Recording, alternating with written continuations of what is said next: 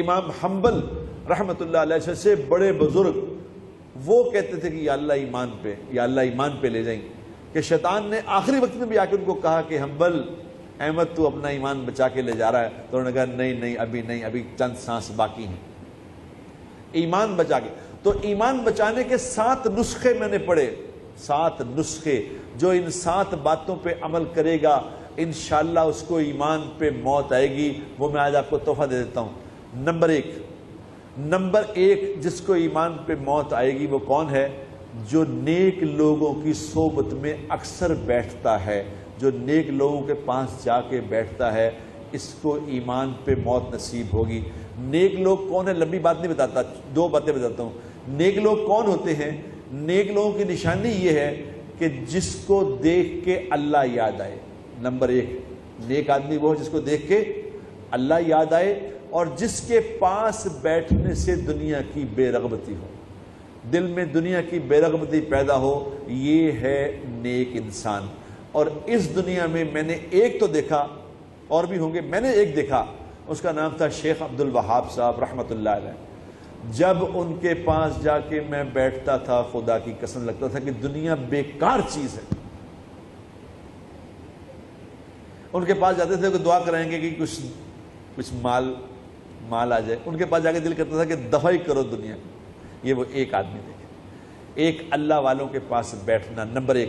Number 2 نسخہ جو اپنی نگاہوں کی حفاظت کرے گا اس کو ایمان پہ موت آئے گی۔ یاد نگاہوں کی حفاظت کرنے والے، اپنی نگاہوں کو بچا کے رکھنے والے، نگاہوں کو جھکانے والے۔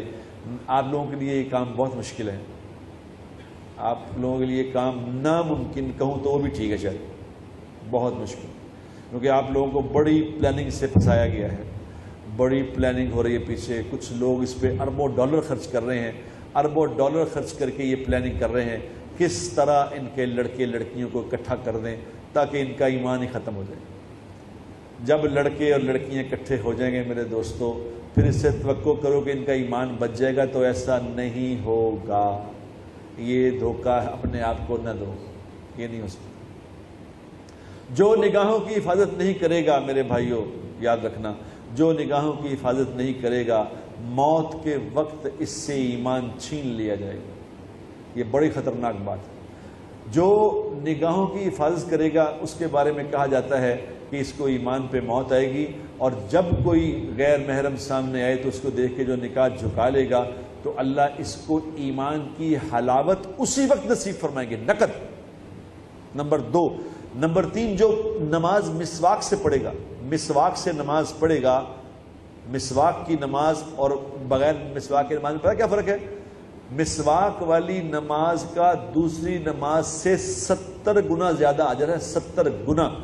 اور کتابوں میں لکھی ہے یہ بات، جو مسواک سے نماز پڑھے گا اللہ تبارک و تعالیٰ ایک فرشتہ مقرر فرمائیں گے جو موت کے وقت آ کے اس کو کلمہ یاد کرائے گا، کلمہ پڑھ لے۔ نمبر 3۔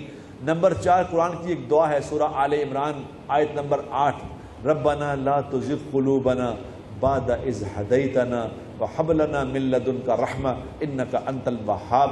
یہ قرآن کی آیت ہے کہ یا اللہ جب تو مجھے ہدایت دے دیتا ہے پھر واپس نہ لیں، یا اللہ اس کو بس اب دے دیا تو۔ بڑے لوگ دنیا میں کوئی چیز دے دیتے واپس تھوڑی لیتے ہیں، اس لیے ہبہ کا لفظ ہے اس میں کہ یا اللہ دے دیا واپس نہ لیں۔ اس دعا کو ہر نماز کے بعد ضرور پڑھا کرو، ضرور پڑھو، انشاءاللہ ایمان پہ موت آئے گی۔ اور نمبر 5 صدقہ کرو۔ صدقہ کثرت سے کرنے والا، جو کثرت سے صدقہ کرنا سیکھ لے گا، یہ اس کا ایمان بھی بچ جائے گا، اس کا مال بھی بچ جائے گا، اس کا ایمان بھی بچے گا، مال بھی بچے گا۔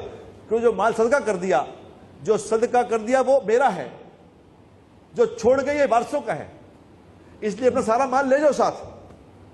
صدقہ کرو، صدقہ کرو، خوب صدقہ کرو۔ اور نمبر 6 کیا؟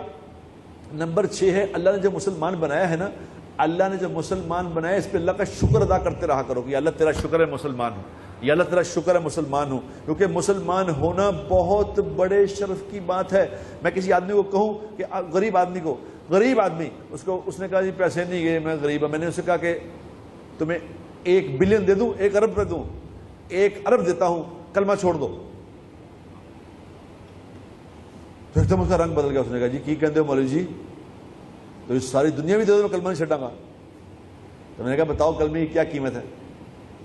تو اس پہ اللہ کا شکر ادا کرتے ہیں، یا اللہ تیرا شکر ہے کہ تو نے مجھے مسلمان بنایا ہے، یا اللہ تیرا شکر ہے میں ایمان والا ہوں. جو شکر کرے گا لَإِن شَكَرْتُمْ لَأَزِيدَنَّكُمْ، شکر کرنے والی کی نعمت کو اللہ بڑھائیں گے. اس سے بڑی کیا نعمت ہے کہ میں مسلمان ہوں؟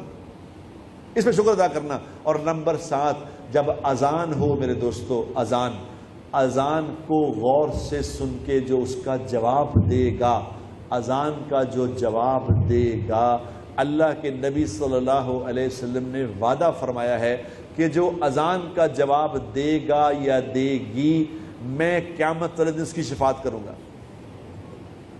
اب جس کی شفاعت کا وعدہ اللہ کے نبی نے کر لیا ہے تو اس کو موت ایمان پہ آئے گی کہ نہیں آئے گی؟ یہ 7 نسخے آپ کو آج بتا دیے ہیں، اس کی تفصیل میں نہیں گیا کہ وقت تھوڑا ہوتا ہے.